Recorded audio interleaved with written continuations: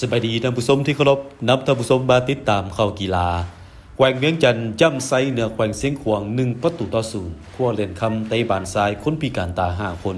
งานกีฬาคนพิการแห่งชาติครั้งที่4หอบสิงซาเลิศกีฬาเตะบานซ้ายคนพิการตา5คนในงานครั้งนี้แขวงเวียงจันทร์พบกับแขวงเสียงขวางอีกครั้งหนึ่งที่สนามกีฬาบานเตะหญ้าเทียมสถาปัตย์วิทยาเขตดงโดหอบคัดเลือกผ่านมาแขวงเวียงจันทร์ชนะเสียงขวาง3-0มาได้หอบสิงเหลือนคำแขวงเวียงจันทร์ยังผลงานเด่นต่อเนื่องสามารถย่ำไซชนะเหนือแขวงเสียงขวาง1-0จากประตูไซของคำผาสุกสอนแสงซักสำหรับการแข่งขันกีฬาเตะบานคนพิการตาซ้าย5คนในงานมหกรรมกีฬาคนพิการแห่งชาติครั้งที่4มี3ทีมเข้าร่วมประกอบมีเจ้าภาพนครหลวงแขวงเวียงจันทร์และแขวงเสียงขวางโดยในรอบทบิดหรือว่ารอบคัดเลือกแม้นได้แข่งขันแบบพบกันหมดแล้วคัดเอาที่1ที่2เข้าไปชิงเหรียญคำส่วนที่3ได้เหรียญทอง